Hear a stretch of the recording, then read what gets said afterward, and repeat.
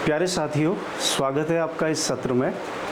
इस सत्र में हम चर्चा करेंगे कि जो गवर्नमेंट जॉब है, सरकारी नौकरी है, उसमें आरक्षण किस प्रकार से कार्य करता है। सरकारी नौकरी में आपने सुना होगा विभिन्न प्रकार के रिजर्वेशन सुनने को आते हैं। OBC reservation, SC reservation, ST reservation, महिला आरक्षण, महिला वुमेन रिजर्वेशन की बात होती है, फिजिकली हैंडीकैप या पीडब्ल्यूडी रिजर्वेशन की बात होती है, इसी प्रकार से एक्स आर्मी रिजर्वेशन की बात होती है। तो इस पे कैसे हम इसको समझेंगे कि आखिर ये कार्य कैसे करता है और कैसे कैसे सीटों का विभाजन होता है। ये एक जनरलाइज वीडियो है ये एक जनरलाइज वीडियो है। इसमें हम ये समझने की कोशिश करेंगे कि ये किस प्रकार से कार्य करता है, क्योंकि अलग अलग स्टेट्स में रिजर्वेशन का जो परसेंटेज है वो अलग अलग है। तो हम एक कॉमन सिनेरियो से समझेंगे कि आखिर ये किस प्रकार से काम करता है। तो स्टार्ट करते हैं हम लोग। तो सबसे पहले जो हमारा टॉपिक है दैट इज़ आरक्षण। आरक्षण पर बात होगी। आरक्षण, और वो भी किस में? सरकारी नौकरी में। सरकारी नौकरी में आरक्षण किस प्रकार से कार्य करता है, इस पर बात करेंगे। देखिए साथियों, इसमें ध्यान देने वाली बात है कि जो मोटे मोटे तौर पे रिजर्वेशन आप देखते हैं, एक रिजर्वेशन होता है एससी रिजर्वेशन, एक होता है एसटी रिजर्वेशन, एक होता है ओबीसी रिजर्वेशन, एक जो नया इंट्रोड्यूस किया गया है कुछ समय पहले वो ईडब्ल्यूएस रिजर्वेशन। इस प्रकार से रिजर्वेशन की 4 कैटेगरी होती है। 4 कैटेगरी रिजर्वेशन की हो गई, एससी, एसटी, ओबीसी और ईडब्ल्यूएस। इसी प्रकार से आप सुनते होंगे, देखते भी होंगे, जब नोटिफिकेशन आता है तो उसमें महिलाओं के लिए रिजर्वेशन रहता है, वुमेन रिजर्वेशन रहता है, महिलाओं के लिए आरक्षण रहता है। उसमें पर्सन विद डिसेबिलिटी या फिजिकली हैंडीकैप आप कह सकते हैं, इसके लिए रिजर्वेशन रहता है। इसके अलावा एक्स आर्मी के लिए रिजर्वेशन रहता है। एक्स आर्मी पर्सनल यानी जो पहले सेना में काम कर चुके हैं उनके लिए रिजर्वेशन रहता है। इसके अलावा स्पोर्ट्स पर्सन के लिए रिजर्वेशन रहता है, और इसी प्रकार से और भी रिजर्वेशन, कहीं पे डिपेंडेंट ऑफ फ्रीडम फाइटर के लिए भी रिजर्वेशन रहता है। ये किस प्रकार से काम करता है, इस पर हम बात करेंगे।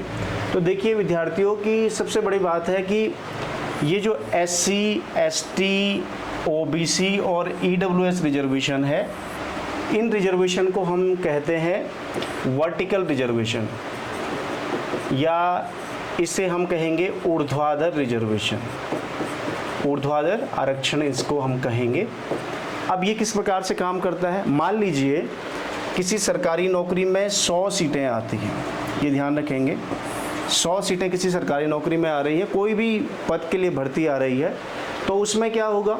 मान लेते हैं एससी के लिए वहाँ पर जो रिजर्वेशन है सरकारी नौकरियों में किसी स्टेट में या सेंटर में, मान लेते हैं वो 19% है। एसटी के लिए मान लेते हैं 5% है, और ओबीसी के लिए मान लेते हैं वो 14% है। और इसी प्रकार आप जानते हैं ईडब्ल्यूएस के लिए जो सभी राज्यों और केंद्र में 10% का रिजर्वेशन है। अब क्या होगा?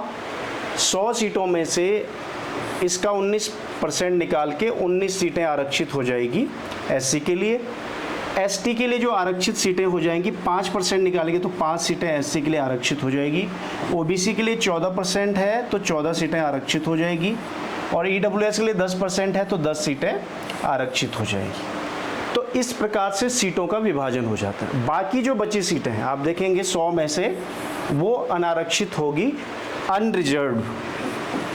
यूआर भी लिखा होता है शॉर्ट में, ओपन भी लिखा होता है, और इसके अलावा हिंदी में उसे कहते हैं अनारक्षित। और जनरली इसे कहा जाता है सामान्य, सामान्य भी कहा जाता है, पर वो अनरिजर्व्ड होती है। अनरिजर्व्ड का मतलब उस पर हम बात करेंगे कि उस पर सभी का दावा हो सकता है अगर मेरिट के क्रम में ऊपर आ जाते हैं। तो इस प्रकार से ये वर्टिकल रिजर्वेशन काम करता है। अब जो ये रिजर्वेशन हमने इसके अलावा लिखे हैं, इसके अलावा जो भी रिजर्वेशन होगा चाहे किसी राज्य में हो, चाहे केंद्र सरकार सेंट्रल गवर्नमेंट की जॉब में हो, किसी भी जॉब में हो, तो ये रिजर्वेशन होंगे हॉरिजॉन्टल या इनको कहा जाएगा क्षैतिज रिजर्वेशन। ये ध्यान रखेंगे। तो ये किस प्रकार से काम करेंगे विद्यार्थियों, ये ध्यान रखेंगे। ये जो रिजर्वेशन है, क्षैतिज रिजर्वेशन जो है, ये हर एक कैटेगरी के अंदर काम करेगा। यानी ऊर्ध्वाधर रिजर्वेशन यानी एससी के अंदर वुमेन के लिए आरक्षित सीटें होंगी, एक्स आर्मी के लिए आरक्षित सीटें होंगी, डिपेंडेंट ऑफ फ्रीडम फाइटर के लिए आरक्षित होंगी, स्पोर्ट्स पर्सन के लिए आरक्षित होंगी। ये सब इनके अंदर इस कोटे में शामिल होंगी। बाकी सामान्य वर्ग यानी अनारक्षित के वर्ग के अंतर्गत भी सामान्य वर्ग के इन कैटेगरी के अभ्यर्थियों के लिए सीटें आरक्षित होंगी।